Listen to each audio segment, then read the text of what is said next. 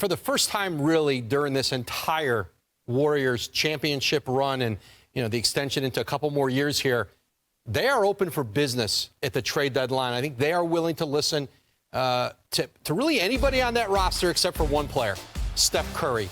As Woj said in that clip, everyone is basically on the table for the Golden State Warriors except for number 30. And with about 4 weeks away from the trade deadline, a massive move in the Bay Area seems inevitable now at this point. Among the names that have been heavily linked with the Dubs in the last couple of weeks are Zach LaVine, Lauri Markkanen, but more recently, a new name has entered the mix.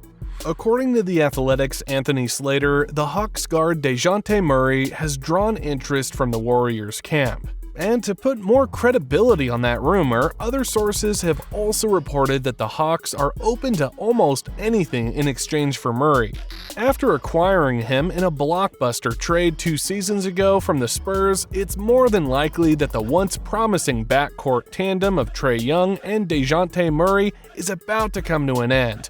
And as far as Murray is concerned, a lot of teams are also being linked with him aside from the Warriors, such as the Pacers, Lakers, and interestingly enough, the San Antonio Spurs. But in this video, we'll be focusing on the Warriors, and let's talk about what kind of deal they could put up so that they could potentially land Dejounte Murray.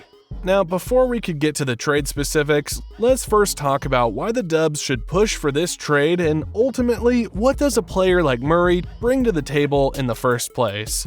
In terms of physical tools, Murray is a big and lengthy 2-guard, standing at 6'5" with a 6'10" wingspan.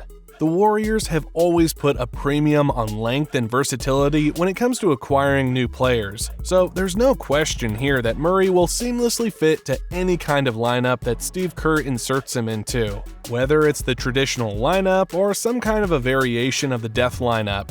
Now, in terms of system fit, I think Murray can adjust quickly under Steve Kerr because the Warriors often run similar motion-heavy offensive sets like the Spurs, with an emphasis on split cuts and read-and-react type of reactions. And if the Dubs try to gear their offense down to a much slower, methodical approach in the half-court sets, Murray can also thrive on that pace as well, because he's also a great pick-and-roll initiator who can create his own shot as well as hit his bigs on the roll or on the pop.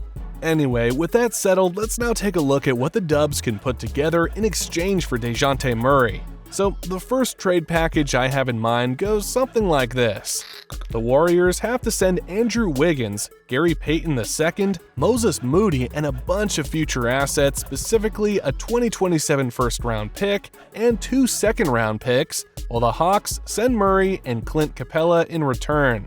Now, the big thing is the 3 future picks, because I don't see any scenario of the Hawks taking Wiggs, GP2, and Moody straight up for Murray and Capella. But as far as this transaction goes, I think this is a good and fair trade for all parties involved. We're all aware that Wiggins was not the same player who played a pivotal role in the Dubs championship run 2 seasons ago. And with the trade deadline fast approaching, reports have indicated that he's one of the players who's more than likely to be shipped out due to his deteriorating performance. Though this might sound bad for Wiggs, a change of scenery might help him a lot with whatever he's going through right now. And as for GP2, I think his defensive prowess can complement Trae Young's offensive firepower at the backcourt. And for Moody, his capability as a 3-and-D floor spacer will surely benefit the Hawks' second unit big time. Now, as for the Dubs, we all know that their main problem over the last couple seasons has been the lack of size. And with Clint Capella on board, the Warriors will finally have a solid presence down low who can defend at a high level and serve as a rim roller on the other end. If this trade happens, this new-look Warriors will feature Steph, Murray, Clay, Draymond, and Capella, and should the Warriors go for a more offensive-oriented lineup, Kuminga should be a suitable replacement for Draymond in the starting 5. Although I don't see this as a championship contending lineup, this is really a major upgrade from the pieces that they're currently working with. I mean, with Klay regressing big time this season, Murray can become Steph's new splash brother, because not only can he put up buckets, he's also once established a reputation of being a solid perimeter defender, as he made the all-defensive team first team in the 2017-18 season when he was playing with the Spurs, and also led the league in steals back in 2021. With this said, Murray can cover for both Klay and Steph on the defensive end if the opposing team tries to hunt them on mismatches. And this allows for the Splash Brothers to solely focus on putting points on the board, which is their specialty after all. Well, speaking of scoring, that's what the Dubs badly need right now, because aside from Steph and JK as of late, they don't really have someone who can get buckets consistently.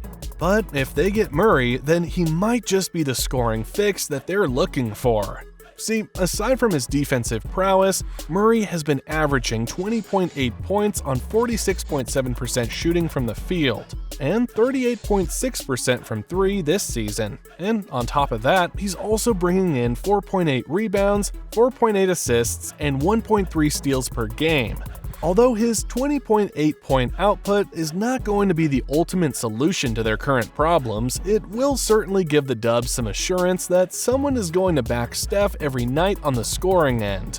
Anyway, if the Hawks don't agree with that trade package, then the Dubs can switch things up by sending Chris Paul, Jonathan Kuminga, 1 first-round pick, and 1 second-round pick for Murray and DeAndre Hunter.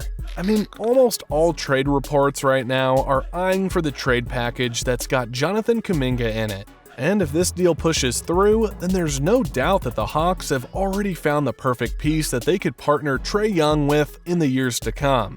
Kuminga's nuclear athleticism fits quite well with Trae's outside-oriented game. I mean, I don't want to get ahead of myself on this, but the closest thing we can get from this projected pairing is the Giannis-Lillard combo over in Milwaukee. I'm not saying they're at that level yet, but hear me out. I mean, Giannis was once just a skinny kid who barely played in the NBA, but when he got the right opportunity, he turned into the Greek freak, and as they say, the rest was history. Kuminga was in the same position as Giannis back in his younger days. I mean, a young, insanely athletic kid who doesn't see enough floor time. But as we saw this season, JK is playing really well if he's given the minutes. Now, on the other hand, Trae Young is a dynamic scorer who can rain down threes from the logo just like Lillard. So, you see, the glaring similarity of these two tandems is quite evident. And to make matters worse for the Dubs, recent news came out that JK has lost all faith to Steve Kerr. And despite the fact that Warriors already said that JK is basically untouchable, there's still a small chance that JK could be traded or go elsewhere on his own terms, given his utter dismay at his head coach. And so if JK goes to the Hawks, there's a pretty good chance that he'll bloom into an all-star in no time, given how he's been heavily held back during his time in the Bay Area. Now, on the other hand, with CP3 out of the picture, Murray will then become the Dubs' primary ball handler and facilitator. And as I mentioned earlier, this is the type of role that Murray will thrive in, because he's not only capable of creating offense for himself, but for everyone else as well.